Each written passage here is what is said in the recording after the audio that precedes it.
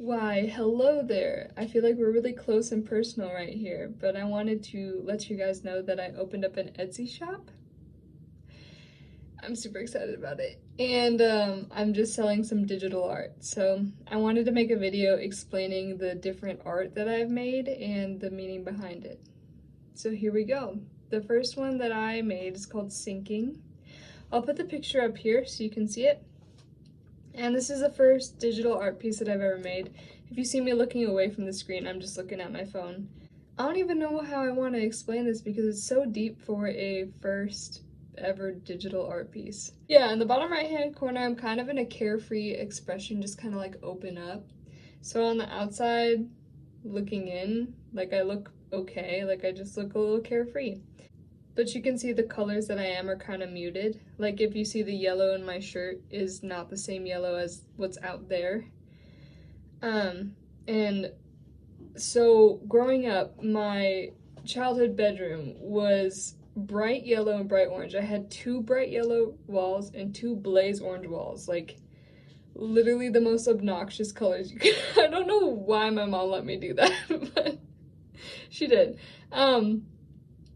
And I loved it. And whenever I think of my childhood self, I always think of bright yellow, blaze orange, and bright pink. And those are the colors that are in this picture. And I always think of them as like childlike creativity. And just like that's whenever I think of myself, like when I was younger, like that's what I think of. But you can see that between those bright colors and me is like a bunch of dark triangles, like a bunch of black triangles, and it's like something is keeping me from being that creative, being that childlike self. And in my head, like you can see in my thought bubble, I feel like I'm drowning.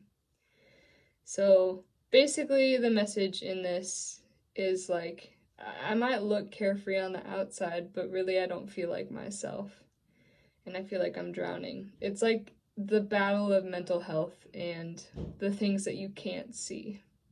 I'm grateful to not feel like this anymore because I made this back in like 2020, something like that. So this is 4 years ago, which is crazy to say that. But yeah, this is the first piece of art and it is deep. It is kind of dark, honestly. I love this next one. It's called Release Your Control. I love all of them, but I really love this one too. It's from a really funny moment that I had with God where I was in the car sobbing about something and I was just crying out to God and the weather was also like pouring down rain. And I remember dramatically saying, "Look, even the weather feels like how I feel." Because it was pouring rain and I was sobbing. Um, it's embarrassing, but it's funny. And eventually the rain let up and I was at a park and I was hoping to go on a walk and pray to God out loud, like I normally do. And the rain let up and the sun came out and I felt God say, "Go for a walk." And I was like, literally, it was just pouring outside. Like, I'm not gonna go for a walk. And I felt like he said, "Go for a walk." So I looked at the weather and then I grabbed my umbrella and then I went on a walk. And like throughout that walk, I felt like he was speaking to me like so clearly. It was just crazy. I haven't had many moments like this, but as I was out for a walk, he just said, "You need to release your control." And like the umbrella in my hand felt so heavy when he said that. Like, it's like my control was causing a storm. And so you can see in this picture, I'm in a bunch of muted colors and it's only raining under the umbrella. And I'm missing an entire sunrise or sunset that's behind me because I'm not willing to release that control. That speaks for itself, honestly. But it comes from a really funny moment with God, but it's pretty deep. The next one is patience. I choose a word to focus on every year. I just like ask God, like, "Hey, what word do you want to work on this year with me?" And that year was patience, and I had this picture in my head of like a clock, but like all of the time went outside the box, like basically living interruptible, because like the way that I lived my life before that was like I got places to be, I got things to do, like don't bother me. I even wrote a song called Busy Bee, which I don't know if you guys have heard that one or not yet. But like basically in that song I'm talking about like I'm a busy bee, don't bother me. I've got a lot to do, got a lot on my mind. And that's kind of what I was like experiencing with this word patience, was like I don't have time to be stopped. I got places to be. And God was teaching me like live interruptible. I made people. Like I created people and they're made in my image. And so I want you to stop for them. And so that's the picture that I get in my mind with this, is like time goes out the window when it comes to God's people, because that is why we're here. Like that's what matters the most to him. The next one is called Overwhelmed. And you can see, remember those bright colors I was talking about earlier? The bright orange, the bright yellow, the bright pink. So on the outside, I feel like I look like that. Like I look like the happy girl from my childhood. But on the inside, I feel like I'm curled up in a ball crying, and like my tears, so you can see like there's levels of depth in the blue. It's like my tears have created like where I am. The next one is I am loved, or you are loved. I think it's I am loved. I think that's what I called it. But it says you are wholly, unconditionally, unfathomably,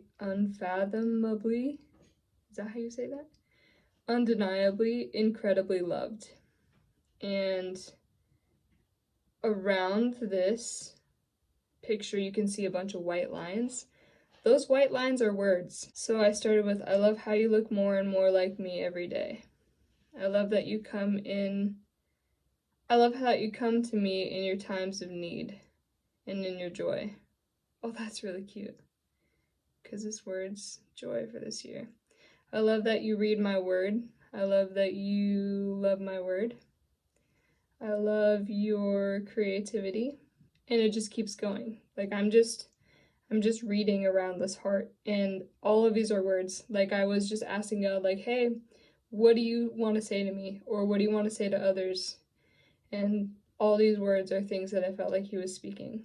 The next one's called Kintsugi. Well, there's two pictures that come with this package if you want to buy it. The first one I actually called Opinions, but the second one's called Kintsugi.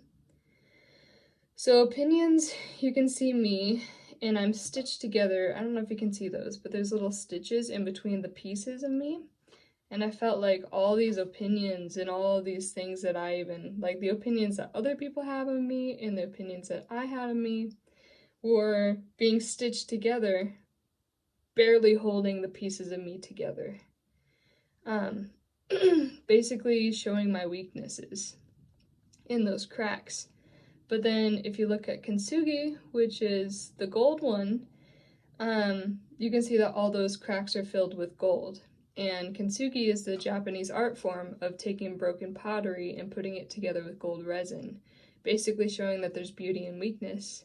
Okay, so it reminds me of the passage 2 Corinthians 4:7, which says, "But we have this treasure in jars of clay to show that the surpassing power belongs to God and not to us." But the thing is, like, we are broken vessels. We have weaknesses, and God is the strength in those weaknesses. And so, like, God fills up those cracks of opinions and things that have been done to me and the things that I've done wrong, and he fills all those pieces up with his strength.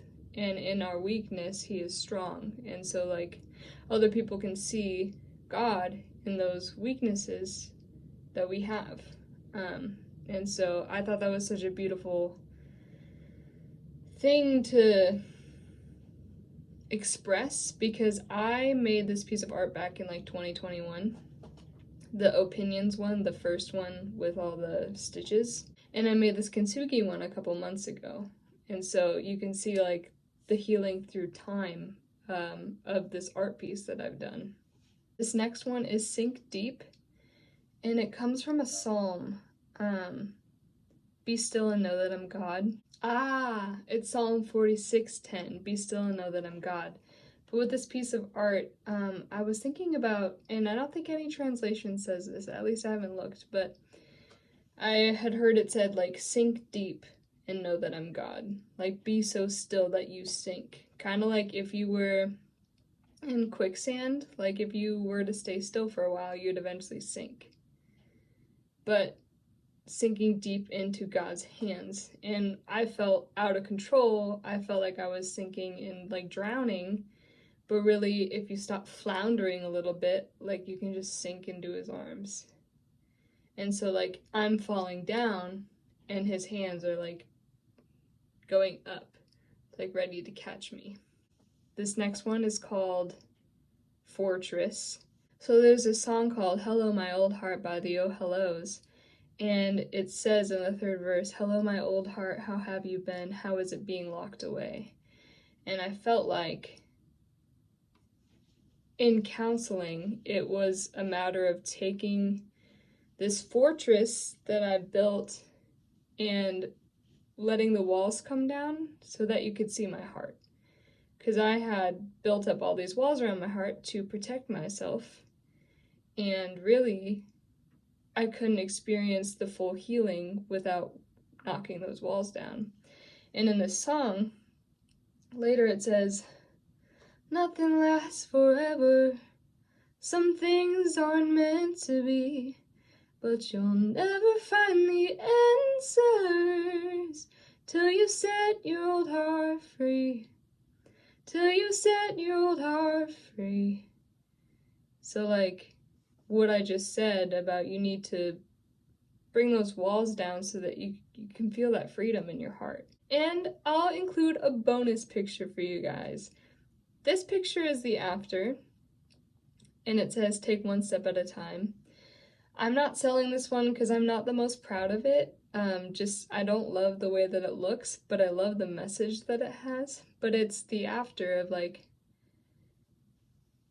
letting those walls come down and then building up out of that pit. Like it just takes one step at a time. The next one's called I Am Strong, and you can see there's a picture of a girl, which I imagine it's me with my long wavy hair in a bun, crying, and it just says I am strong, because often we can look at people who are vulnerable and say like, you are weak because you're showing emotion. But really, it takes a lot of strength to be vulnerable and to show emotion. Like, people are so terrified to cry in front of other people, and like, you know, like when you're talking to someone and they start to tear up and they're like, I'm so sorry, like I feel like I'm about to cry, and they start apologizing to you, and I'm just like, no, like you're feeling big feelings, like it's okay to cry. And so I made this piece of art because I had been doing a lot of crying, and I was like, I am strong for showing these emotions and getting these out because it's better out than in. This one's called Creativity, and it's that same picture from Overwhelmed, but this time it means a little bit different. So the pink, blue, and yellow are primary colors, except pink would be red, but I just like pink better than red. So I always think of primary colors as like a little baby's room that you would like paint their room like these colors, and it just makes me think of like childlike faith. And so whenever you see pink, yellow, and blue in my art, it typically means childlike faith and creativity. And you can see in my brain, there's a bunch of scribbles of those colors, and then on the outside, the colors are out there, but I'm black and white. And sometimes I can get stuck in my black and white thinking of all or nothing, and I'm like, if it's not good enough, it can't be out there. So that's one thing of like perfectionism. But another thing is like, I have all these ideas in my head and I can see how they look on the outside, but I don't know how to get them from inside to outside. And so sometimes I just get stuck in my black and white thinking. The next one is Safe Place. I came out with an album called Safe Place. I just took out my name so that you guys could download this one if you wanted it. It comes from I Am Strong, where I'm there crying, and above my head you can see a bunch of scribbles, and that's like frustration that's over my head, and I'm crying out of frustration, and just like all my overthinking and my anxiety and my spiraling thoughts, it's like all up there. And you can see that Jesus is right next to me with his arm around me, and there's just a heart above his head, which is so cute. And he's just absolutely sobbing. And I imagine this, and I explained this in that other video, which you can go check out if you like. But like, we feel our emotions really strongly, but I imagine that Jesus feels his emotions even stronger than us because he has such a care and a love for us. That, like, let's say we're crying, like, he feels it like so much harder than we do because he's like, I care for you so much. Like, I don't want these things to be happening to you. And his heart just breaks for us. And so, like, I'm crying a lot of tears if you look at the picture, but he is like sobbing. And yeah, this comes from my own story a bit. I struggled with suicidal ideation, and there was one night in particular that I was like, I don't want to be here anymore, and I thought of every way that I could end my life. And in that moment, I didn't feel any hope. And it took years before I had this picture in my head, but I always had this picture of me curled up crying, because that's what I was doing in that moment when I was thinking about ending my life. And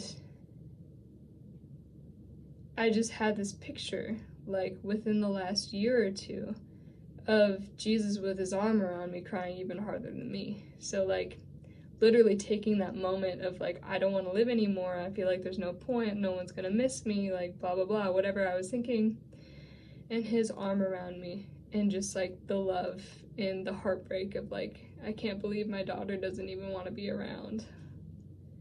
Like, that's so devastating and so sad.